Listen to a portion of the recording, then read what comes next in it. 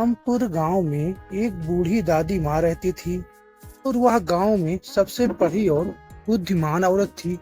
लोगों की समस्या चुटकी में हल कर देती थी। दादी माँ, मेरे खेत को कल छुड़ाने चलना है आपको।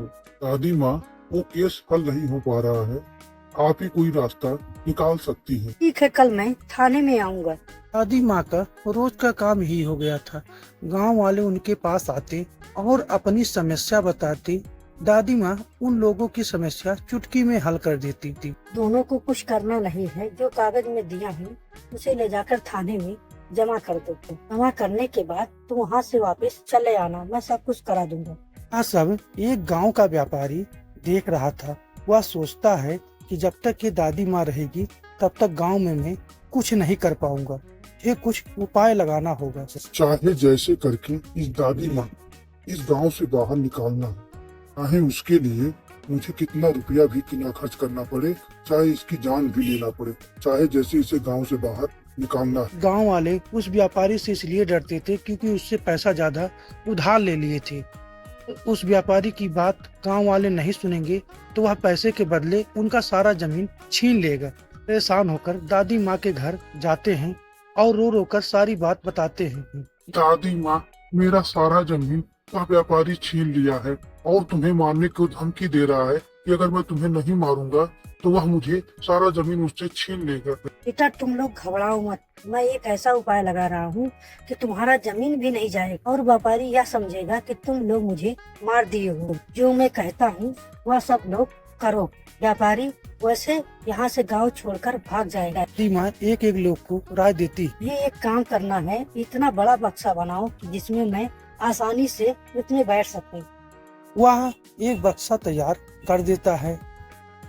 तो अब तुम लोग जाकर हल्ला कर दो कि दादी माँ मर चुकी है और मुझे इस बक्से में बंद कर कर व्यापारी के घर ले जाकर रख दो। उस व्यापारी से कह देना कि दादी माँ को मार कर उसका सारा सामान इस बक्से में लेकर चला आया हूँ। अब गांव वाले दादी माँ की बात मानकर बक्से में दादी माँ बैठ जाती है और गांव वाले उस बक्से को उठाकर उस व्यापारी के घर ले जाते हैं और ले जाने के बाद उस व्यापारी से कहते हैं, व्यापारी साहब, मैंने दादी माँ को मार के खदेड़ दिया है और उसका घर का सारा सामान इस बक्से में भरकर ले आया हूँ। तो सामान आप सहेज कर अपने घर रख लीजिए। मैं सोचा कि इतना सारा सामान आप ही संभाल पाएंगे, हम लोग नहीं संभाल पाएंगे। ज्यादा होने के नाते सभी लोग सो जाते हैं और दादी माँ बक्से से निकलकर पूरे घर का एकदम चारों तरफ घूमती है और एक एक सामान को ढूंढती है कि वह व्यापारी कहाँ रखा हुआ। दादी माँ घर का सारा सामान ढूंढने के बाद सुबह उस बक्से में आकर बैठ जाती है। व्यापारी सुबह सुबह उस बक्से को खोलता है तो उसमें में से दादी माँ निकलती है और व्यापारी चौंक कर बोलता है, तुम तो मर गई थी। तो मर गई हूँ लेकिन मैं तुम्हें छोड़ूंगा नहीं। जल्दी से जल्दी तुम पुलिस चौकी में जाकर अपने गुनाह को कबूल कर लो, नहीं तो मैं तुम्हें इसी समय मार कर खा जाऊंगा। मैं एक चुड़ैल, एक आत्मा हूँ। दादी माँ मर गई लेकिन मैं उसकी आत्मा हूँ, मैं तुम्हें छोड़ूंगा नहीं। तुमने गांव वालों को परेशान करना छोड़ दिया तो हो सकता है मैं तुम्हें माफ कर दूं। दादी माँ, मुझे छोड़ दीजिए, मैं गांव वालों को परेशान करना छोड़ दूंगा और इस गांव को छोड़कर मैं बाहर चला जाऊंगा।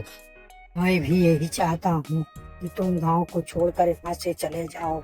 तुम सुबह दिखाई मत देना। वह जब व्यापारी घर से जाने लगा तो वह दादी माँ को देखता है और गांव वालों को ये दिखाई देता है कि दादी माँ वहाँ नहीं है।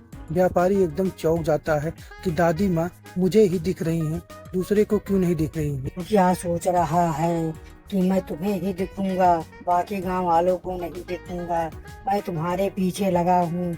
अगर जब तक तुम यहाँ गांव छोड़कर नहीं जाओगे मैं तुम्हें छोड़ूंगा नहीं। व्यापारी एकदम डर जाता है और सोचता है कि सच में दादी माँ इस दुनिया में नहीं है, वह मुझे ही दिख रही हैं, बाकी लोग को नहीं दिख रही है।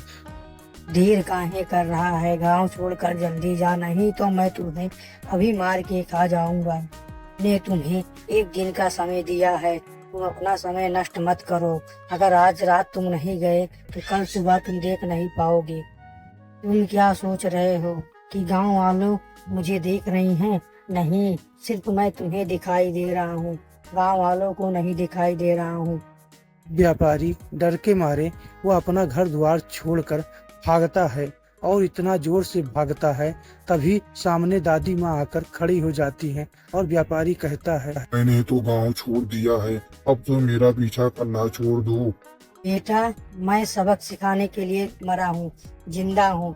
मैं तुम्हें ये शिक्षा देना चाहता हूँ कि तुम दूसरे को काहे परेशान करते हो। आज तुम गांव वालों की मदद किए होते तो तुम्हारे साथ कभी नहीं छोड़ते। माँ की बात मानकर व्यापारी एकदम सुधर जाता है और घर वापस चला जाता है।